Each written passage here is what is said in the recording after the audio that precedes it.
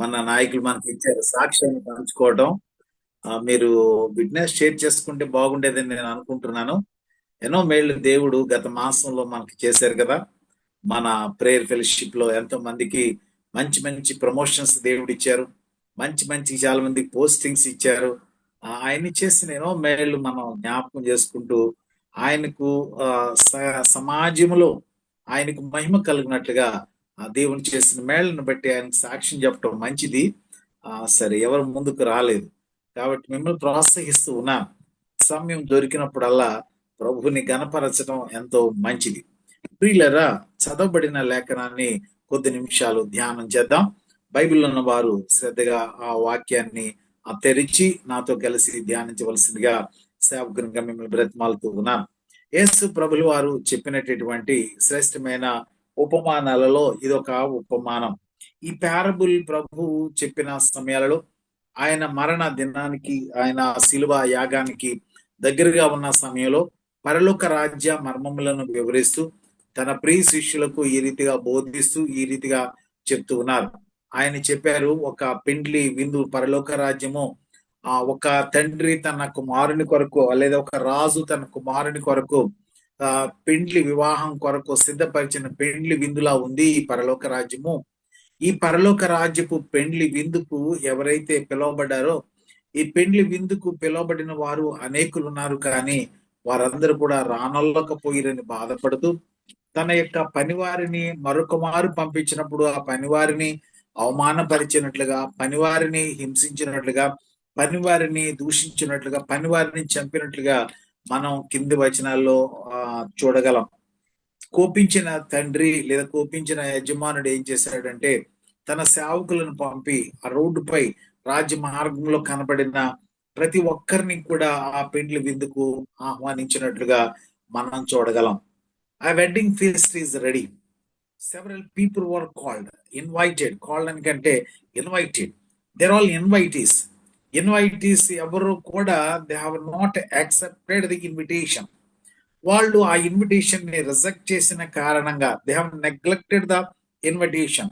So ఆ neglect చేసిన కారణాన the person who host this wedding feast ఏమంటున్నారంటే, ఆయన చాలా బాధతో ఈ మాట చెప్తున్నాడు. ఏంటంటే, గో టు ద స్ట్రీట్స్, అంటే రాజవీధిలోనికి పోండి, కనిపించిన వారందరినీ కూడా తీసుకుని రండి. ఇది ఉపమానం. A parable is an earthly story with heavenly meaning. A parable is an earthly story with heavenly meaning. ప్రభులు వారు సామాన్యమైన విషయాన్ని తీసుకుని తన శిష్యులకు లేదా తన చుట్టూ ఉండేటటువంటి ప్రజలకు అర్థమయ్యే రీతిగా, చక్కని రీతిగా ప్రభు బోధించేవారు. వారి బోధన విధానంలో అనేక పారబుల్స్, అనేక ఉపమానాలు వాడినట్లుగా మనం గమనించగలం. ఇక్కడ ఈ ఉపమానంలో ఆత్మీయంగా మనం నేర్చుకోవలసినటువంటి ప్రాముఖ్యమైనటువంటి విషయాన్ని మనం గ్రహిద్దాం. ప్రియులరా, ప్రభు మన కొరకు ఒక చక్కని పెండ్లి విందును సిద్ధపాటు చేశారు. మీరు ప్రకటన గ్రంథంలో చూస్తే ఈ పెండ్లి కుమార్తె పెండ్లి విందుకు పిలువబడిన వారు ధన్యులు అని పరిశుద్ధ లేఖనం సెలవిస్తుంది. ఒకసారి మీరు ప్రకటన గ్రంథాన్ని మీరు చూసినట్లయితే ఆ యొక్క ప్రకటన గ్రంథంలో మీరు చాలా స్పష్టంగా చూడగలరు. ఏంటంటే, పెండ్లి విందు సిద్ధపరిచి ఉన్నది. ఆ పెండ్లి విందుకు పిలువబడిన వారు ధన్యులు అని మనం చూడగలం. అంటే ధన్యతలు మత్తయి సువార్తలో ఉంటాయి. అంతేకాకుండా ఆఖరి ప్రకటన గ్రంథంలో కూడా 7 ధన్యతలు ఉంటాయి. అది ఒక పెండ్లి విందుకు పిలువబడిన వారు కూడా ధన్యులు అని అక్కడ లేఖనాల్లో మనం చూడగలం. అయితే ఈ పెండ్లి విందు ఆత్మీయంగా ఇక్కడ సిద్ధపరిచింది ఉపమాన రీతిగా ప్రభు చెప్తే, ఆత్మీయంగా మన కొరకు మన ప్రభు ఏం చేశారంటే పెండ్లి విందు సిద్ధపాటు చేశారు. నిజానికి వాక్యమని మీరు కానీ బోధించే నేను కానీ మనం ఎవ్వరం కూడా ఇన్వైటీస్ కాదండి. ఆయన తన ప్రజలని ఆయన ఆహ్వానించారు. ఆయన ఏ ప్రజల కుటుంబాలలో అయితే ఆయన జన్మించారో, ఏ ప్రజల కొరకైతే లోకానికి వచ్చారో, ఏ ప్రజల పక్షాన ఆయన నేను మీ కొరకు వచ్చాను అని ఆయన ప్రకటించారో, ఆ ప్రజలు ఆయన్ని దైవ కుమారుడిని అంగీకరించాల. ఆ ఇశ్రాయేలు జనాంగము తన వారైన ప్రజలు ఆయన అంగీకరించని కారణాన అన్యులమైన మనకి దేవుడు రక్షణ భాగ్యాన్ని ప్రసాదించారు. ఒకవేళ అంగీకరించినా వాళ్ళు ఒకవేళ ప్రభుని వారు స్వీకరించిన పరిస్థితి మరలా ఉండేదేమో. ఏదో ఒక రీతిగా అందరూ అంతటా మారు మనసు పొందాలని, సర్వమానవ పాప పరిహారార్థ కొరకు ఈ లోకానికి రావతారిగా నా ప్రభు వచ్చారు కాబట్టి ఖచ్చితంగా మనకు కూడా ఆహ్వానం తర్వాత వచ్చేదేమో. కానీ ఇక్కడ ఈ పర్టికులర్ సబ్జెక్ట్ లో చూసినట్లయితే ఆయన ప్రజలైనటువంటి ఇశ్రాయేలు వీళ్ళని ఆయన ప్రేమతో ఆహ్వానించాడు. ఆయన అంతటా ఆయన యూదా గోత్రంలో పుట్టి యూదుడిగా ఆయన పిలువబడి ఆ యూదా ప్రజల చేత ఆయన అవమానించబడ్డారు, ఆ యూదా ప్రజల చేత తృణీకరించబడ్డారు, ఆ యూదా ప్రజల చేత లేదంటే ఇశ్రాయేలు జనాంగం చేత ఎవరి కొరకైతే అని వచ్చారో వారే ప్రభుని శిలువ మరణానికి అప్పగించారు. పిల్లలు ఎంతో బాధకరమైనటువంటి సంఘటన. పౌలు గారు అంటారు కదా, ప్రభు మన కొరకు సిద్ధపరిచినవి. ఒక్కసారి మీరు మొదటి కొరింథీ పత్రిక మీరు చూసినట్లయితే, మొదటి కొరింథీ పత్రిక 2వ అధ్యాయం మీరు చూసినట్లయితే అక్కడ పౌలు గారు ఈ రీతిగా చెప్తూ ఉన్నారు. మొదటి కొరింథీ పత్రిక 2వ అధ్యాయం 9వ వచనం నుంచి నేను చదువుతూ ఉన్నానండి. ఇందును గూర్చి దేవుడు తనను ప్రేమించు వారి కొరకు ఏవి సిద్ధపరిచనో అది కంటికి కనబడలేదు, చెవికి వినబడలేదు, మనుష్య హృదయమునకు గోచరం కాలేదు. What no eye have seen nor ear has heard nor the heart of a man imagine what God has prepared for those who love him. ఆయన ప్రేమించు వారి కొరకు ఆయన ఏమి సిద్ధపరిచాడో కంటికి కనబడలేదు, హృదయానికి గోచరం కాలేదు, చెవికి వినబడలేదని వాక్యంలో పౌలు గారు చెప్తున్నారు.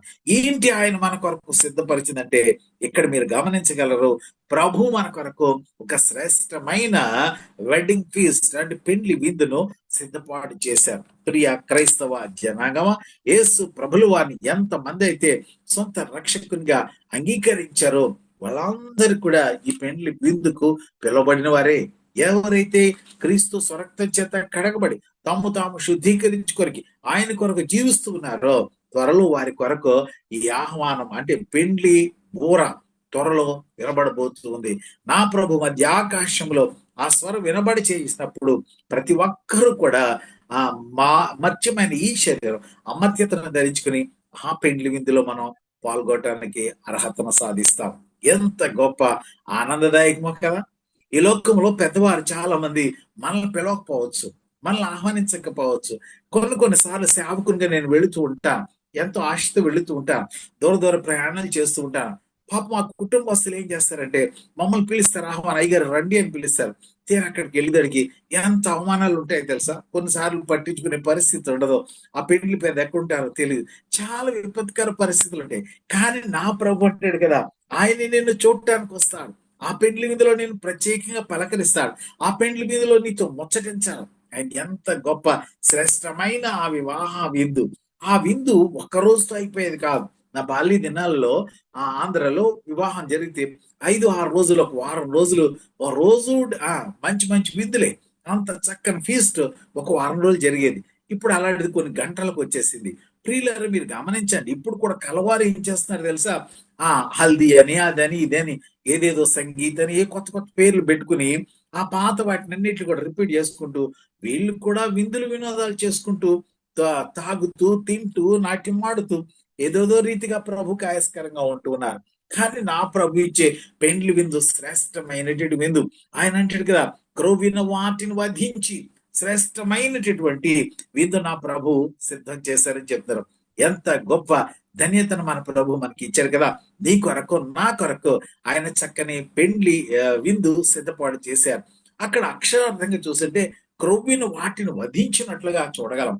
ప్రియులారా, ఎవరి క్రొవ్విన పశువు అంటే నా ప్రియ ప్రభు యేసు ప్రభులు వారే బలి పశువుగా వధించబడ్డాడు.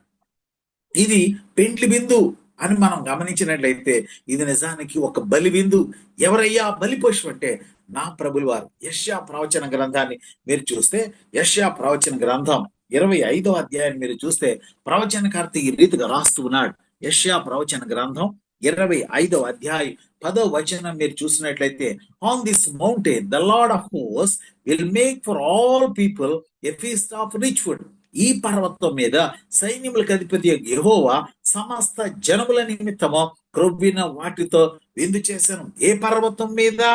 ఏ పర్వతం మీద అనగా కల్వరి పర్వతం మీద ఆ కరుణామయుడైనటువంటి, ఆ యమ్మనుడైనటువంటి, ఆ నిండు బలశాలి అయినటువంటి 33.5 సంవత్సరాల వయసు కలిగినటువంటి ఆ నవ యవ్వనుని యొక్క శరీరము రక్త ముద్దగా మారి రక్తమంతా కూడా చిందించబడి ఆయన బలి పశువుగా ఆ మానవ పాప పరిహారార్థమై ఆయన అక్కడ బలి కావించారు. ఆ పర్వతం మీద, ఏ పర్వతం మీద అంటే కల్వరి పర్వతం మీద, ఆ కల్వరి కొండ పైన నా ప్రభు బలియాగాన్ని చేశారు. అది మన కొరకు సిద్ధపరిచినటువంటి రక్షణకు మార్గమై ఉంటూ ఉన్నది. ఆ సిలువ మార్గం. అందుకనే పౌలు గారు అంటారు కదా, సిలువను గూర్చిన వార్త నశించుచున్న వారికి వెరితనంగా ఉంది, కానీ రక్షించబడుచున్న మనకు ఎలా ఉందంటే దేవుని శక్తి అంటాడు పౌలు గారు. అది దేవుని శక్తి. ఏ శక్తి అంటే ఆ రక్తపు శక్తి, కల్వరి సిలువ శక్తి. ఆ శక్తి ద్వారా ఆ రక్షణలో మనం ప్రవేశించగలం. ప్రియులరా, వధించబడిన పశువు ఎవరై అంటే నా ప్రియా ప్రభులు వారు. కాబట్టి ఆయన తన శరీరాన్ని అర్పించి, తన ప్రాణాన్ని అర్పించి, తన రక్తాన్ని ధారపోసి మానవునికి ఈ పెండ్లి విందులో ప్రవేశాన్ని కలుగజేశారు. ఈ రక్షణ నా ప్రభు మన కొరకు సిద్ధపరిచింది రక్షణ. మీరు గమనించినట్లయితే లూకాసు వార్తికుడు చక్కని మాట రాస్తూ ఉన్నాడు. లూకాసు వార్త 2వ అధ్యాయం మీరు చూస్తే అక్కడ ఆ సువార్తికుడు చాలా చక్కగా ప్రవక్త అయినటువంటి తన సేవకుని ద్వారా ఈ రీతిగా చెప్తూ ఉన్నాడండి. మా లూకాసు వార్త 2వ అధ్యాయము 29 నుంచి నేను చదువుతానండి. అక్కడ ఒక శ్రేష్టమైనటువంటి మాటను మీరు గమనించినట్లయితే అక్కడ చూడండి, మీకు అందరికి తెలిసి చాలా వరకు క్రిస్మస్ సమయంలో ఈ మాటని జ్ఞాపకం చేసుకుంటాం. నాథా సుమయోను మాట్లాడేటటువంటి మాట. సుమయోను మాట్లాడుతున్నాడు, నాథా ఇప్పుడు నీ మాట చొప్పున సమాధానంతో నీ దాసుని పూర్ణించుచున్నావు. అన్య జనులకు నిన్ను బయలుపరచుటకు వెలుగుగాను, నీ ప్రజలైన ఇశ్రాయేలుకు మహిమగాను నీవు యేసైనా నీవు సకల ప్రజల ఎదుట ఏది సిద్ధపరిచాడంటే నీ రక్షణ నేను కన్నులారా చూచితిని. బాలుడైనటువంటి యేసయ్యను ఆయన చేతుల్లో తీసుకుని సమయాన్ని ఈ రీతిగా ప్రవచిస్తూ ఉన్నాడు. నాథాన్ని చిత్తం చొప్పున పోనిస్తున్నాం. ప్రజల కొరకు నీవు సిద్ధపరిచిన రక్షణ. ఎంత ధన్యజీవండి సమయను. ఆ సమయను నా ప్రభుని గురించి ఈ రీతిగా మాట్లాడుతూ చెప్తున్నాడు. అంటే ఆ 33 సంవత్సరాల తర్వాత జరగబోయేటటువంటి ఆ యొక్క ఘోర కలిని జ్ఞాపకం చేసుకుంటూ ప్రభువు యావత్ మానవాళి కొరకు సిద్ధపరిచినటువంటి ఆ బలి పశువు ఈయనే అని, ఈ పశువే ఆ రక్షణ మార్గాన్ని అందించడానికి వచ్చిన శ్రేష్టమైన మహోన్నతుడైన దైవ కుమారుడని ఆ బిడ్డను కొనియాడుతున్నాడు. చూడండి సుమయోని ఎంత ధన్యజీవి. అప్పుడు సుమయం చెప్తూ ఉన్నాడు, ఏంటంటే మన కంటికి కనబడదు, చెవికి వినబడలేదు, లేదు మనిషి హృదయానికి గోచరం కాలేదు, కానీ ఆ సుమయోను భక్తిపరుడైన సుమయోను, నీతిపరుడైన సుమయోను అంటున్నాడు కదా, నాథా నీవు ప్రజల కొరకు, యావత్తు ప్రజల కొరకు కనుపరిచిన రక్షణ. ఇంతకుముందు నేను చెప్పినట్టుగా నేనేమను ఇశ్రాయేలు ప్రజల కొరకు కాదు, యావత్తు మానవాళి కొరకు సిద్ధపరిచిన, అంటే నీవు సకల ప్రజల. ఆయన అంటాడు కదా, నీవు సకల ప్రజల అంటే light revolution to the Gentiles and for glory to your people. అంటే not only to the Israels, to all mankinds. అంటే యావత్ సకల ప్రజలకి నా ప్రభువు సిద్ధపరిచిన రక్షణ గురించి అక్కడ సుమయ్యను మాట్లాడుతున్నాడు. అంటే నా ప్రభు మన కొరకు పెండ్లి విందును సిద్ధం చేశాడు, మన కొరకు ఏం చేశాడంటే ఆ రక్షణను సిద్ధం చేశాడు. ఎంత గొప్పడండి నా ప్రభు. తన శరీరం తిరిగి, నా శరీరము నిజమైన ఆహారము, నా రక్తము నిజమైన పానం అని చెప్తాడు. ఎందుకంటే యోహాను సువార్త 6వ అధ్యాయం 55 వచనం చూస్తే శరీర రక్తాన్ని గురించి, నా శరీరము నిజమైన ఆహారము, నా రక్తము నిజమైన పానమునై ఉన్నది అంటాడు. అంటే పెండ్లి విందు సిద్ధంగా ఉంది. ఆ సిద్ధపడిన విందులో శ్రేష్టమైన శరీరానికి సాదృశ్యమైనటువంటి మాంసం సిద్ధంగా ఉంది. అది ఎలా ఉంది అని అంటే అక్కడ మీరు గమనించినట్లయితే అక్కడ శ్రేష్టమైన మాటలు, యెషయా ప్రవచన గ్రంథం 25:6లో మడ్డి మీద ఉన్నటువంటి మేరతో తయారు చేసినటువంటి బహుశ్రేష్టమైన ఆహారం ఉంది. ఇక్కడ అంటాడు కదా, నా కుమారుని యొక్క శరీరం, అంటే నా కుమారుని శరీరమే నిజమైన ఆహారం అని, ఆ నా శరీరమే నిజమైన ఆహారం అని ప్రభువు చెప్తూ ఉన్నారు. కాబట్టి ఈ శరీరం తిని ఈ రక్తము త్రాగువాడు ఎంత శ్రేష్టమైనది. ఎవరైతే ఆ శరీరంలో పాలు పంపులు పొందుతారో, ఎవరైతే రక్తంలో పాలు పంపులు పొందుతారో వారిని దేవుడు ఆశీర్వదించే దేవుడై ఉంటూ ఉన్నాడు. అందుకనంటే నా శరీరం తిని నా రక్తము త్రాగువాడు నా యందును నేను వాని యందును నిలిచిందును. ఇదే పరలోకం నుండి దిగి వచ్చిన జీవాహారము, ఇదే పరలోకమునకు దిగి వచ్చినటువంటి ఆహారం. ఎంత ధన్యమండి. మనం ఆచారంగా ఏదో పాలు పంపులు పొందుతూ ఉంటాం, ఆచారంగా ఏదో బలలో చేయి వేస్తూ ఉంటాం. కానీ ఈ నిజ నిజ స్థితిని మనం గ్రహించగలిగితే, నా ప్రభు ఒక సాదృశ్య రూపముగా మన కొరకు ఇచ్చినటువంటి ఆ బలలో మనం పాలు పంపులు పొందినప్పుడు ఎంత భక్తితోనో ఎంత భయంతోనో దాన్ని ఆచరించాలి కదా. చాలా మంది హైదరాబాద్ లో కొన్ని సంఘాలు భయంకరమైన స్థితిలో, కొన్ని చర్చిల్లో ఈ బల్ల అమ్ముతారండి. కొన్ని చర్చిలు కానుకేసి బల్లం తీసుకుంటారు. నా ప్రభువు నీకు రక్షణ ఉచితంగా ఇస్తూ ఉంటే ఇక్కడ బలను అమ్ముకుంటూ ఉన్నారండి. కొంతమంది కొనుక్కొని తెచ్చుకొని ఆ ఇంటి దగ్గర పాల్పు. ఎంత అవమానం తెలుసా. కొంతమంది సిద్ధపాటు లేకుండా పరుగున వచ్చి మా దగ్గరకు వచ్చి, సేవకుల దగ్గరకు వచ్చి ఆ బల్లెమ్మని అడుగుతూ ఉంటారు. ఇవ్వకపోతే బాధపడతారు. ఏమి లేదు వాళ్ళ దగ్గర, సిద్ధపాటు లేదు. ఒక రోజు నువ్వు బలలో పాల్గొకపోయినంతట్లో నీకు వచ్చే నష్టమేమీ లేదు. కానీ ఆ ప్రభు యొక్క నిజమైన శరీరంలో, నిజమైన నిజమైన రక్తంలో నువ్వు పాలు పంపులు పొందాలంటే నువ్వు ఎంతగా సిద్ధపడి ఉండాలి. అటు సిద్ధపాటు లేకుండా ఆ రక్షణలో నువ్వు వెళ్ళలేవు. అలా నాడు యావత్ మానవాళిని నశింపచేయాలనేటువంటి ఉద్దేశంతో నా ప్రభు ఏం చేశాడంటే ఆ భయంకరమైన వర్షాన్ని కురిపించారు నోవహు కాలంలో. అయితే నోవహుకు సిద్ధపరిచాడు. నోవహుకు ప్రభు ఎలా చేశాడు? నోవహు చక్కని వాడును సిద్ధపరిచాడు.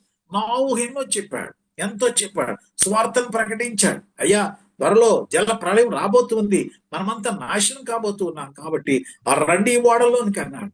ఎన్ని దినాలు తయారు చేశాడు మీకు తెలుసు. అన్ని దినాలు కూడా వార్తను ప్రకటిస్తూ ఉన్నారు. నేను అనుకుంటాను చేసిన వాడు కానీ, వడ్రంగి వాడు కానీ, ఆ పని వాళ్ళు కానీ ఎవడు కూడా దానిలో పాలు పంపులు పొందలే.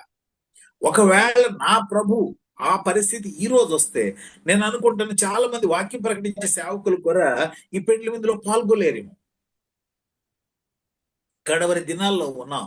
మత్తయి సువార్తలో 24, 25లో చెప్పబడిన ప్రతి సంభవాలు మన కళ్ళ ముందు త్వరగా జరుగుతూ ఉన్నాయి. ఎంత భయం కావాలండి క్రైస్తవుడికి, ఎంత భక్తి కావాలి క్రైస్తవుడికి, ఎంత దైవ భయం లేకుండా మనం ఉంటూ ఉన్నాము ఈ కడవరి దినాలలో. ప్రియులను గమనించాలి. ఆ శక్తి దైవ భయము కలిగి ఉంటే ఎంత ధన్యులో. లేకపోతే జాగ్రత్తగా వాక్య వెలుగులో పరిశీలించుకుందాం. ఆయన అంటాడు, నీకు ఏం సిద్ధపరిచాను అని అంటే, నీ కొరకు నేను పెండ్లి విందును సిద్ధపరిచాను, నీ కొరకు రక్షణ భాగ్యాన్ని సిద్ధపరిచాను. ఆనాడు ఓడను సిద్ధపరిచారు, రక్షణ ఓడ. ఆ ఓడ సిద్ధపరిస్తే ఎంతో మంది మీకు చెప్పాను కదా పాల్గొలేకపోయారు. కేవలం నాహు కుటుంబంలో ఉన్న 80 మాత్రమే దానిలో పాలు పంపులు పొందగలిగారు. ఎందుకంటే దేవుని ఉగ్రత దినాన్ని మనం చూడకుండా నీవు నేను తప్పించబడాలి అని అంటే రక్షణ ఓడలోకి వెళ్ళిపోవాలండి.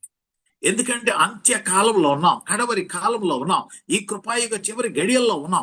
ఏ టైంలో ఇది ముగిసిపోతుందో మనకు తెలియదు. అంత్య క్రీస్తు రావటానికి, అంతిమ న్యాయాధిపతి రావటానికి వాడు సిద్ధంగా ఉన్నాడు. ఈ లోక న్యాయాధిపతి త్వరగా తన పనులు చేస్తూ ఉన్నాడు. వాడికి సమయం కొంచెమే అని తెలుసు. వీలైతే సఖ్యమైన వారిని సైతం, ఏర్పరచబడించే వారిని సైతం మోసపరచడానికి వాడు ఏం చేస్తున్నాడు? ఎంతో ప్రయత్నాలు చేస్తూ ఉన్నాడు.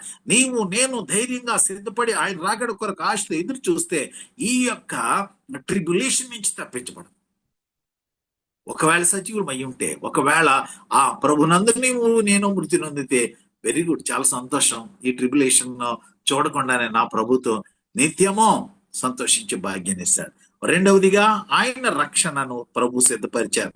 పౌలు గారు చెప్పినట్లుగా ఆయన సిద్ధపరిచినవి వెనకంటికి కనపడవో, చెవికి వినబడవో, హృదయానికి గోచరం కాల. మూడవదిగా మనం చూసినట్లయితే ప్రకటన గ్రంథం 22వ అధ్యాయం ఆఖరి పేజీలో ఉంటుంది. 22వ అధ్యాయం 12వ వచనం అంటాడు కదా, ప్రతి వాని కొరకు సిద్ధపరిచిన జీతము నా యొద్ద ఉన్నది. ప్రియులను గమనించాలి. ప్రతి ఒక్కరికి, అంటే ఈ శరీర సంబంధంగా నీవు నేను చేసిన ప్రతి పనికి సరిపోయేటటువంటి ఆ 12 వచనం సరిపోయేటటువంటి ఆయన సిద్ధపరిచిన జీతం ఆయన యొద్ద ఉన్నది.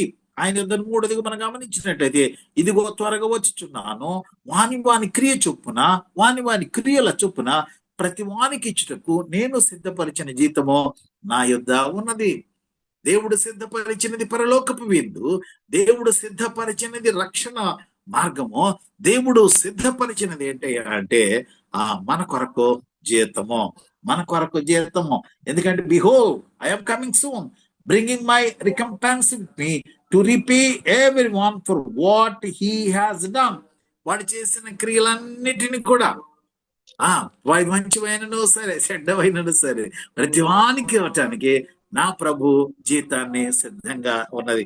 ఎందుకంటే ఆ అదృష్టవంతుడికి మంచి మెడల్ వస్తుంది. ఒకవేళ ఆ దేవునికి ఆయాసకరంగా ఉంటే ఆడికి కూడా బహుమానం వస్తుంది. ఏ బహుమానం తెలుసా? నరకాల్లో ప్రవేశం అనేటటువంటి బహుమానం. ప్రియులను గమనించాలి. నువ్వు దేవుని కొరకు ప్రయాసపడి, దేవుని కొరకు పరిశుద్ధంగా జీవించి వధువైన సంఘములో నువ్వు బాధ్యుడిగా ఉంటే నీకు శ్రేష్టమైన బహుమానం ఇస్తాడు దేవుడు, తన హక్కున చేర్చుకొని నిత్యము సంతోషించడానికి. కారణం ఏంటంటే ఆయన స్వరక్తం ఇచ్చి, అపొస్తలుల కార్య గ్రంథం 20:28 ప్రకారం ఆయన స్వరక్తం ఇచ్చి కొనబడిన నిన్ను ఆయన ఏం చేస్తాడంటే తన హక్కున చేర్చుకొని నిత్య రాజ్యంలో ప్రవేశం ఆయన కల్పిస్తాడు.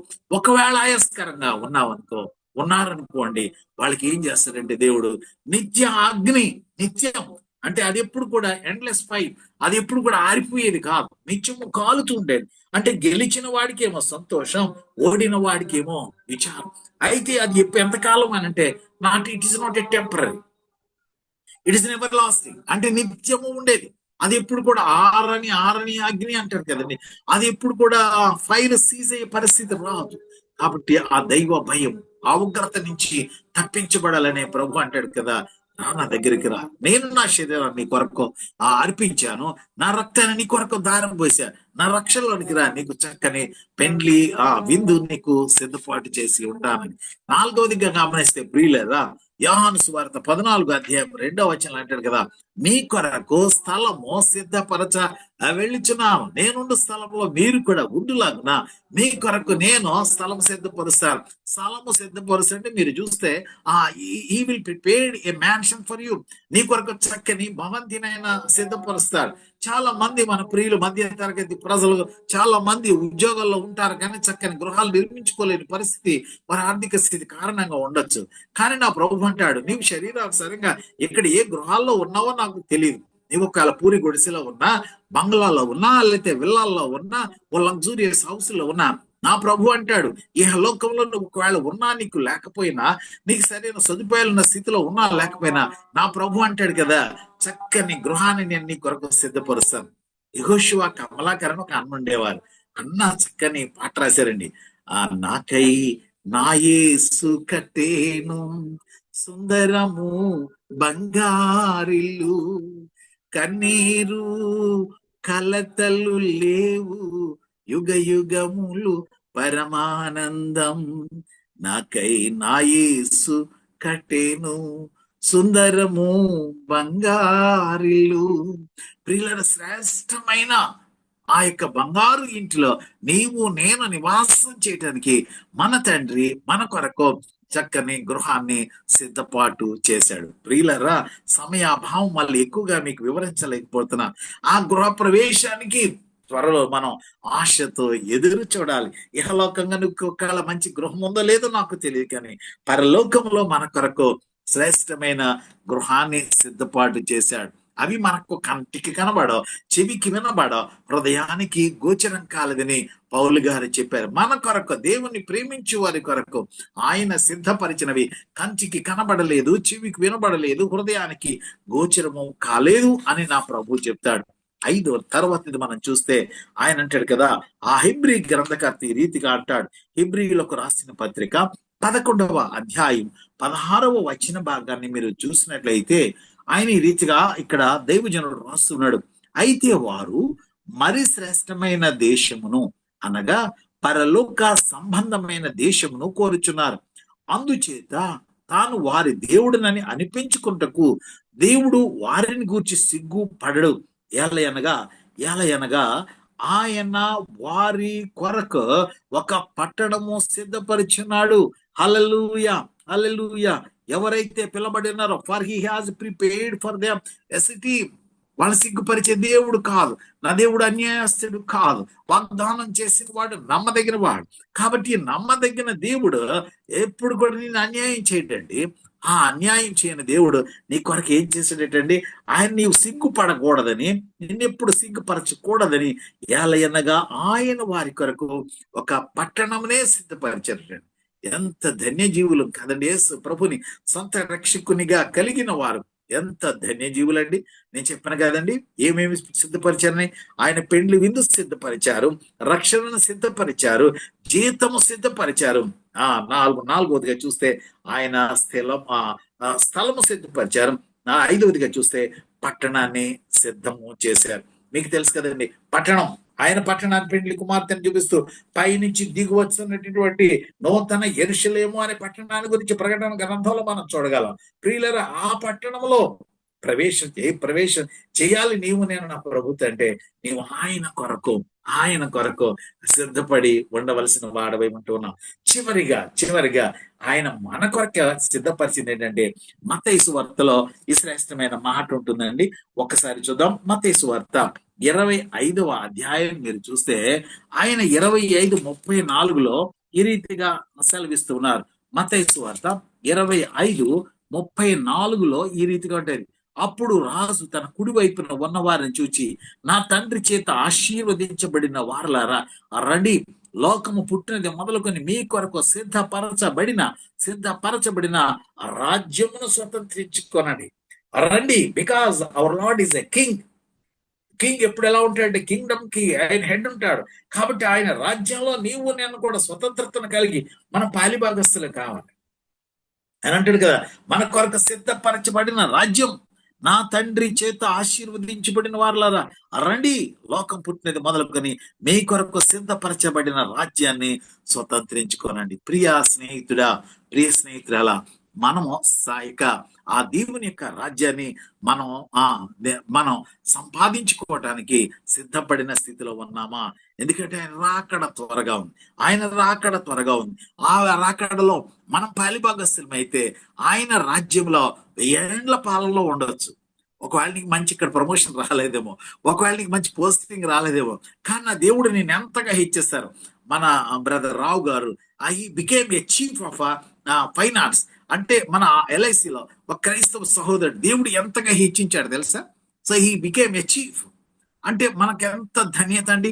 మన సహోదరుడు, మనలో ఉన్నవారు, మన ప్రియులు మన దేవుడిని హెచ్చించారు. ఇకే ఇహలోక సంబంధమైనటువంటి గొప్ప ఆశీర్వాదం అనుకుంటే పరలోక సంబంధమైన ఆశీర్వాదం ఇంకెంత గొప్పదండి. ఆయన రాజ్యంలో, ఆయన నిత్య రాజ్యంలో, ఆయన సిద్ధపరిచిన రాజ్యంలో నీవు నేను పాలిభాగస్థులమై ఉన్నత స్థితిలో ఉంటే ఎంత బాగుంటుంది కదా. ఎంతో మంది చక్కని ప్రమోషన్స్, ఉన్నత స్థితికి ఎదిగారు. చాలా సంతోషం. Very happy. నేను దేవుని చాలా స్థుతించాను. కారణం ఏంటంటే తన బిడ్డల్ని దేవుడు అన్యాయస్తులుగా విడిచిపెట్టాడు. తన బిడ్డల్ని ఎప్పుడు కూడా ఆయన సిగ్గుపరచడం. టెంపరీగా కొన్ని ఇన్సల్ట్స్ జరగవచ్చు, టెంపరీగా కొన్ని అవమానాలు జరగవచ్చు, కానీ నేను విడివడు నేను ఎనబాయుడు అని వాగ్దానం చేసిన వాడు నేను ఉన్నత స్థితి వైపు నడిపిస్తానని ప్రమాణం చేస్తున్నాడు. ప్రియులరా, ఆయన సిద్ధపరిచినవి కంటికి కనబడవు, హృదయానికి గోచరం కాలే. చెవికి వినబడలే, కంటికి కనబడలే, హృదయానికి కూడా గోచరం కాలే. వాక్యపు వెలుగులో నీవు నేను చూచినట్లయితే ఆయన సిద్ధపరిచినటువంటి పరలోకపు విందులో పాలిభాగస్తులు కావాలంటే ఆయన ఇచ్చినటువంటి రక్షణ మార్గంలో మనం వెళితే ఆయన మన కొరకు సిద్ధపరిచిన జీతం మనకిస్తారు. ఆయన కొరకు మన కొరకు సిద్ధపరిచిన గృహాన్ని, ఆయన స్థలాన్ని మనకిస్తారు. ఆయన మన కొరకు సిద్ధపరిచిన పట్టణంలో, ఆయన మన కొరకు సిద్ధపరిచినటువంటి అనిత్య రాజ్యంలో ఆయనతో కలిసి 1000 ఏండ్ల పాలనలో పాల్గొంటాం. ఈ శ్రేష్టమైన ఆశీర్వాదాలు మనం అనుభవించాలి, పొందగలగాలంటే ఆయన కొరకు మనం ఎలా జీవించాలంటే పరిశుద్ధంగా జీవించగలాలి. ఎందుకంటే ఈ పరిశుద్ధత అనేది బాహ్య సంబంధమైనది కాదు, శరీర సంబంధమైన పరిశుద్ధత చాలా ప్రాముఖ్యమైనది. నేను అన్నాను. కానీ అక్కడ మీరు ఆయన చెప్పిన ఉపమానంలో చూస్తే అనేక మంది వచ్చారు. అక్కడ ఆ యజమానుడు వచ్చి చూస్తూ ఉన్నాడు. చూసి అంటాడు, ఓ స్నేహితుడా, పెండ్లి వస్త్రం లేకుండా పెండ్లి విందుకి ఎలాగొచ్చావయ్యా? ఎందుకంటే పెండ్లి విందుకు వెళ్ళవలసిన వాడు పెండ్లి వస్త్రాన్ని ధరించి వెళ్ళాలి. కానీ పెండ్లి వస్త్రం ధరించకుండా పెండ్లి విందుకు పోతే నిన్నక్కడ చీకటి అగ్నిలో ఆయన తోసివేసే దేవుడై ఉంటూ ఉన్నాడు. పిలువబడిన వారు అనేకులు, కానీ అనేకులు ఎవరు కూడా ఇన్విటేషన్ కి ఆ వారి యొక్క స్పందనను తెలియచేయాల. వారు దే హావ్ నెగ్లెక్టెడ్ దిర్ ఇన్విటేషన్. ఈ రోజు కూడా క్రైస్తవ సమాజం ఆ ప్రభు యొక్క ఆహ్వానాన్ని వారు నెగ్లెక్ట్ చేస్తూ ఉన్నారు, వేరు కారణాల. కానీ ఆహ్వానం విలువ తెలిసిన నీవు ఆయన ఆహ్వానాన్ని అందుకొని చాలా వరకు దాన్ని స్పందించాలి. ఈ సాంప్రదాయం మనకు అలవాటు ఉండదు, కానీ చాలా మంది ఇతర దేశస్తులు RSVP అంటారు, అనగా రెస్పాన్స్ టు ఎన్ ఇన్విటేషన్. ఎవరైనా నీకు ఒక ఆహ్వానం తెలియజేసినప్పుడు, అయ్యా నేను ఆహ్వానాన్ని మీరు నాకు ఇచ్చినందుకు వందనాలు, నేను మీ ఫంక్షన్కి వస్తాను, లేదంటే మీ యొక్క కార్యక్రమానికి నేను వస్తానని మీకు తెలియజేస్తే మీ కొరకు అక్కడ అన్ని సిద్ధం చేస్తారు. ఒకవేళ నీవు ఆ RSVP వారికి తెలియచేయలేదు అనుకోండి, రెస్పాన్స్ టు ఇన్విటేషన్ నీవు ఇవ్వలేదు అనుకోండి, అక్కడ నీ కొరకు ఏమీ కూడా సిద్ధంగా ఉండదు. అఫ్ కోర్స్ మన భారతీయులకి ఈ మంచి అలవాటు లేదనుకోండి, మనం పిలిచిన వెళ్తామో వెళ్ళమో వాళ్ళకి తెలియదు. వాళ్ళు లక్షలు ఖర్చు పెట్టి మన కొరకు చాలా అక్కడ సిద్ధం చేస్తారు, వేలు ఖర్చు చేస్తారు. కొన్ని సార్లు ఆ ఫంక్షన్ బోసిపోతూ ఉంటాయి. కొన్ని సార్లు వాళ్ళు 500 మంది చేస్తే మనం 1000 మంది వెళ్ళిపోతూ ఉంటాం. ఎందుకంటే ఇలా గౌరవించే సాంప్రదాయం మనకు లేదు. కాబట్టి ఆ స్థితి కాదు నా ప్రభువు చెప్పేది. నా ప్రభు చెప్తున్నాడు, ఆయన ఇచ్చినటువంటి పిలుపు రండి రండి అని ఆయన పిలుస్తున్నాడు. ఆయన ఇచ్చిన పిలుపుకు నీవు స్పందించగలిగితే, తన ప్రజల కొరకు వచ్చాడు, ఆ ప్రజల కొరకు వస్తే ఆ ప్రజలైన తోసివేశారు, ఆ ప్రజలైన నిందించారు, ఆ ప్రజలైన అవమానపరిచారు. ఆ ప్రజలే అంటే మీరు అప్పసలుగా కొరింథీ పత్రిక మీరు చదివినట్లయితే ఆ 2వ అధ్యాయాలు అంటారు కదా, ఆనాడు ఆ ప్రజలకి ఈయన నిజమైన దేవుడు అని తెలిసి ఉంటే ఆయన ఒకవేళ సిలువకు వారు అప్పగించకపోయి ఉండేవారేమో అని పౌలు గారు అంటూ ఉంటారు. ప్రియులరా, ఎంత దుష్ట మనస్సుతో, కఠిన మనస్సుతో నా ప్రభువుని వారికి అప్పగించారు. అయితే వారి యొక్క త్రోసివేత కారణమైన ఉండి ప్రభు యొక్క అపారమైనటువంటి కృపను బట్టి మనకి ఆహ్వానం అందింది. ఆ ఆహ్వానం పొందిన మనము ధన్యులము. ఈ ధన్యతలో ఉన్న నీవు పిలవబడి నీవు ఎలా ఉండాలంటే, పరిశుద్ధత అనేటువంటి వస్త్రాన్ని ధరించి, ఆయన కృప అనేటువంటి వస్త్రాన్ని ధరించి, ఆయన తేజస్సు అనేటువంటి వస్త్రాన్ని ధరించి, ఆయన రక్షణ అనేటువంటి వస్త్రాన్ని ధరించి, 7 శ్రేష్టమైన వస్త్రాలు పరిశుద్ధ గ్రంథంలో ఉన్నాయి, టైం లేదు కానీ అటువంటి వస్త్రాలను ధరించి పెండ్లి కుమార్తెగా పెండ్లి మీదకు నువ్వు పోగలిగితే ఎంత ధన్య జీవి కదా. అట్టి ధన్య స్థితి నీకు నాకు కలగాలని సేవకునిగా మీకు జ్ఞాపకం చేస్తూ ఈ మాటలు ముగిస్తూ ఉన్నాను. ప్రియుల కడవరి దినాల్లో ఉన్నాం, రక్షణ సువార్త కరువైపోయే పరిస్థితుల్లో ఉన్నాం. ఈ లోక పరిస్థితులు ఏనాడు ఏ రీతికి ఎలా ఎండైతే మనకు తెలియదు. సమయం ఉండగానే మన క్షేమకాలంలో ప్రభు పిలుస్తూ ఉన్నాడు. కృపాయుగం ముగియక మునిపే, ఆయన రాక మునిపే, మన పోక మునిపే మన హృదయాలను ప్రభుకు ప్రతిష్ఠించుకొని, ఆయనకు ఆయాస్కరమైంది తొలగించుకొని, ఆయన పెండ్లి విందులో నీవు నేను పాలిభాగస్తులు కావాలని సేవకునిగా నా ప్రార్థన, ఆశ, ఆకాంక్ష ఇవ్వటూ ఉన్నది. ప్రియ ప్రభు మనందరినీ కూడా అతి శ్రేష్టమైన ఆ పెండ్లి విందుకు సిద్ధపరచునుగాక. ఆమేన్. వందనాలు.